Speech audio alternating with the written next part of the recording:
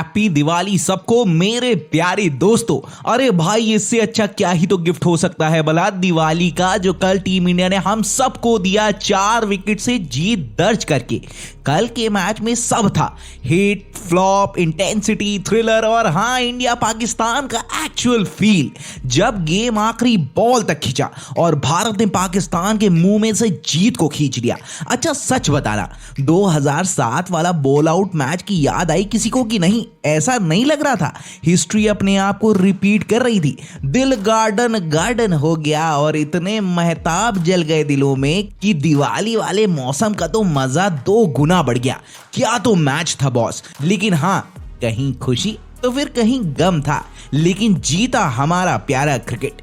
तो बिना किसी देरी के रिव्यू पर बात कर ली जाए। हिट फ्लॉप जानते हैं मैच के बारे में, विराट की इनिंग्स के बारे में लास्ट में बात करेंगे, क्योंकि सुपरस्टार के चर्चे आराम से और फुर्सत से होने चाहिए। अब वीडियो में बिल्कुल अंत तक बने रहना, मजे हैं ठीक है। पहले बात फ्लॉप से शुरू करते हैं, बाबर आजम और मोहम्मद रिजवान। अरे भाई बहुत कुछ लोडेड है इस शानदार ओपनिंग पेयर के ऊपर। 2021 वाले T20 वर्ल्ड कप में दोनों ने ही इंडियन बॉलिंग लाइनअप को नेस्त तो नाबूद कर दिया था। लेकिन मैंने अक्सर ये बात कही है ना कि रात गई तो फिर बात चली जाती है। खुशफहमी में जिंदगी थोड़ी ना चलती है। अब अक्सर ये बात कही जाती है कि ये चले तो सब चंगा ही चंगा सी पाकिस्तान के लिए, और ना चले तो फिर आप तो बेहतर जानते होंगे बात। फिर दूसरा वाला किस्सा कल लोड हो चुका था। स्किपर बाबर आजम पहली गेंद पर रवाना हो गए LBW होकर अर्शदीप सिंह की गेंद पर। खत्म, फिनिश, टाटा और बाय बाय। चलो कोई बात नहीं, ये गए तो मोहम्मद रिजवान तो थे ना। लेकिन कल तो ऐसा लग रहा था कि पता नहीं कौन सा मामला इनको हो लिया था। वैसे इनिंग्स के शुरू से ही क्या तो भयंकर वाली स्विंग देखने को मिल रही थी। अब रिजवान के मजबूत कंधों पर दारोमदार बहुत था। बनाए फिर इन्होंने 4 रन 12 बॉल्स पर, और ये 4 रन बनाने के लिए इन्होंने एकमात्र चौका मारा कि तभी अर्शदीप ने कहा, कहां तुम भी जाओ, बहुत हुआ सम्मान, अब तुम भी जाओ डगआउट ना मेरे यार। 2 डबल ब्लो पाकिस्तान के लिए लग चुके थे और दोनों ही सलामी बल्लेबाज बहुत ही मामूली स्कोर्स पर वापस पवेलियन का रुख कर चुके थे। 4 ओवर्स में 15 रन और ये स्टार जोड़ी वापस बैठ चुकी थी। तो कल का दिन इनका था नहीं, इसीलिए ये फ्लॉप परफॉर्मेंसेस वाली लिस्ट में शिरकत करेंगे। चलो हिट परफॉर्मेंस की तरफ चलते हैं, ऐसे ही रहेगा ठीक है, फ्लॉप और हिट अब एक थोड़ी ना मामला रहेगा इतने बड़े मौके पर। अर्शदीप सिंह बहुत ही ऑब्वियस ही चॉइस, क्या ही तो ड्रीम वर्ल्ड कप डेब्यू रहा left arm fast pacer bowler Arshdeep Singh का। जस्टिफाई किया है बंदे ने अपना स्पॉट, पहले तो वर्ल्ड कप की स्क्वाड में और बाद में प्लेइंग 11 में। इंडिया को शानदार शुरुआत दिलाने का काम इन्होंने ही किया। 4 ओवर्स के अपने कोटे में 32 रन देकर 3 विकेट्स अर्शदीप ने स्कैल्प किए। और विकेट्स भी किसके पता तो आपको तो बहुत अच्छी तरीके से है, बाबर आजम, मोहम्मद रिजवान और आसिफ अली का। 2 जिन पर बहुत कुछ निर्भर रहता है और एक जो बैठे बैठे छक्का मार देते हैं। तो समझ रहे हो, जो स्टार्ट चाहिए होती है अमूमन प्लेयर से वो अर्शदीप ने करा के दी। शुरू से ही इनकी बॉल हरकत बहुत कर रही थी और आसिफ अली को क्या तो तगड़ा वाला बाउंसर लगाया था अर्शदीप ने। उससे पता चलता है कि इंडियन सेटअप में रहते रहते अर्शदीप कितने ही परिपक्व हुए हैं। लाइन और लेंथ बढ़िया डाल रहे हैं और समय के साथ ही साथ इंटेंट बहुत ही अच्छा निकल कर आ रहा है। तो फिर पिछली बार अर्शदीप नहीं थे, सिलेबस में ये थे नहीं, तो शायद तैयारी की नहीं गई होगी, लेकिन कल आउट ऑफ सिलेबस बनकर ये गए और परफॉर्म करके दिए। चलते हैं फिर एक और फ्लॉप परफॉर्मेंस की तरफ, अक्षर पटेल। अब देखो यार, पीछे से बहुत ही अच्छा परफॉर्मेंस निकाल कर आए हैं और अक्षर पटेल और बॉलिंग में रविंद्र जडेजा वाला स्पॉट फिल इन करके भी देते हैं। लेकिन कल इनका तो दिन था नहीं, 1 ओवर मात्र ही कराया और उसमें भी 21 रन दे डाले। अरे क्या ही तो इफ्तिकार अहमद ने अक्षर को काउंटर अटैक किया और वहां छिन्न भिन्न से हो गए बॉलिंग लाइन लेंथ पे। सच में इतने लंबे लंबे छक्के, चलो कोई नहीं, ऑलराउंडर भी तो है।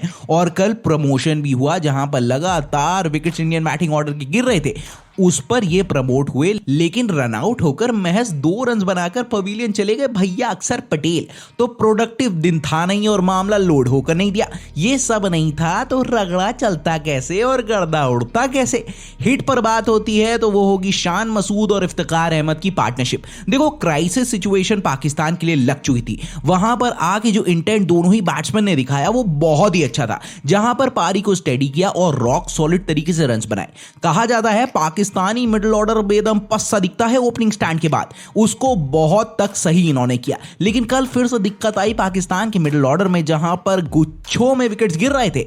जैसे ही इफ्तिखार डिपार्ट हुए, मसूद को वैसा साथ मिला नहीं, लेकिन दोनों की पार्टनरशिप की वजह से पाकिस्तान इंडिया के सामने 160 का लक्ष्य पोस्ट कर पाया था। फ्लॉप परफॉर्मेंस क्या भैया, कसम ही खा ली थी क्या कि ओपनिंग स्टैंड वहां का चल के नहीं दिया तो यहां कभी नहीं चल के देगा। केएल राहुल फिर से वही सिमिलर फैशन में आउट हुए नसीम शाह की बॉल पर, जैसे वो आउट हुए थे एशिया कप 2022 में। बल्ले का इनसाइड एज लगा, पैरों का मूवमेंट पता नहीं कैसा था, और फिर से भैया हुए बोल्ड। दूसरे एंड पे ऑफ स्टैम्प वाली लाइन पर स्किपर रोहित शर्मा को परेशान बहुत किया, और हारिस राउफ की बाहर निकलती हुई गेंद पर रोहित चेक कर नहीं पाए और स्लिप्स में इफ्तिखार को कैच दे बैठे। वैसे जिस स्पीड से राउफ बॉलिंग डाल रहे थे, उससे उनको ट्रैक से लेटरल मूवमेंट भी मिल रहा था, जहां पर इंडियन बैट्समैन को दिक्कत आ रही थी। फिर दोनों ही इंडियन ओपनिंग प्लेयर्स का भी फ्लॉप शो रहा। केएल राहुल और रोहित शर्मा सस्ते में ही डिपार्ट हो गए। अब ये तो देखो परफॉर्मेंस वाली बात है, cut to cut scene cover हो गया है। लेकिन अब सुनो, कल का दिन शाम रात जो भी कहो, मोहम्मद नवाज कभी भूल नहीं पाएंगे। जो था जैसा था कैसा भी था, जो तो सस्पेंस इनका ओवर बन के आया, पहले खाया इन्होंने छक्का, वो हुई नो बॉल, फिर मिली फ्री हिट, फिर क्या फ्री हिट वाली बॉल पर कोहली हो गए बोल्ड, भाग गए। एक नहीं दो नहीं, पूरे 3 रन। अब होता क्या है, पूरी पाकिस्तान की टीम ने डिमांड किया कि रन क्यों दे रहे हो, इसको हटाओ, रन थोड़ी ना है ये। अंपायर्स ने कहा जो हम कहेंगे वो होगा, और दे दिया 22 का सिग्नल। अब बताइए, इतनी लौझड़ हो गई कि पूछिए मत। फिर संभलता मामला, दिनेश कार्तिक आउट कर दिए गए। लगा भैया आप तो नाखून बचेगा नहीं उंगलियों में, फिर वाइड बॉल करा दी, और अंत में मैच हाथ से निकल गया, क्योंकि अश्विन भैया ने उड़ा के विनिंग रन्स मार दिए थे। इतना सब कुछ कहां मिलेगा, वो मिलेगा इंडिया पाकिस्तान एनकाउंटर में ही। वैसे दिनेश कार्तिक का भी दिन बढ़िया रहा नहीं दोस्तों, जहां पर उनको सेट टेम्पलेट के अनुसार ही भेजा गया, वहां पर डीके ने थोड़ी सी हड़बड़ाहट के चलते अपना विकेट गवा दिया। अब देखो, ऐसे तो सब परफॉर्मेंस हुए, लेकिन अब बात होगी सुपर ब्लॉकबस्टर परफॉर्मेंस की। वो थी हार्दिक पांड्या और विराट कोहली की शानदार match winning partnership. Match Virat ने जिताया, लेकिन ये जीत ना हार्दिक पांड्या के ऐड किए बगैर रह नहीं पाएगी। इंडिया बहुत ही ट्रबल सिचुएशन में था। अब बताओ, 6 ओवर्स में 31 रन पर डाउन हो गए, 4 विकेट्स, और चेस करने हैं 160 रन। फिर वहां से जो चाहिए होता है ना, वो होता है इंटेंट और डिटर्मिनेशन। पांड्या और कोहली दोनों ने पारी को संभाला, जहां पर दोनों ने इनिंग्स को पेश किया। अच्छा, विराट का तो ये क्लासिक सा टेम्पलेट है कि वो अटैकिंग मोड पे पहले से उतना रहते नहीं है, गैप्स ढूंढते हैं और रनिंग बिटवीन द विकेट से अपोजिशन के ऊपर दबाव बनाते हैं। लेकिन हार्दिक ने भी यही क्लासिक अप्रोच अपनाया और जल्दबाजी नहीं की, सॉलिडिफाई किया, फिर बाद में अपने अनुसार पेश किया चीजों को। आप ये कह सकते हो कि पांड्या ने चेस के दौरान लेटर स्टेजेस में बॉल को बहुत ही तेज मारने के चक्कर में टाइमिंग को थोड़ा सा कॉम्प्रोमाइज किया, जहां पर वो स्ट्रगल करते हुए दिखे, इसीलिए विकेट देकर अपना मन मुताबिक फिनिश कर नहीं पाए। लेकिन बॉस, कल लिखा जा चुका था, दिन है the chase master Virat run machine Kohli का। क्या ही तो पारी खेली। 7 ओवर से 14 ओवर्स के बीच में पांड्या के साथ पारी को बिल्ड किया, जहां पर पांड्या कट लूज करते हुए दिखे 14 ओवर के बाद से। लेकिन धीरे धीरे ही विराट बड़े लक्ष्य को साध रहे थे, उनको मैच जीतना था, अंत तक रहना था। जब वो सेट हो गए, तब कोहली ने अपने अकॉर्डिंग गैप्स को भेदा, chip shot, pull shot, inside out, straight back past the bowler, सब में विंटेज कोहली की झलक देखने को मिली।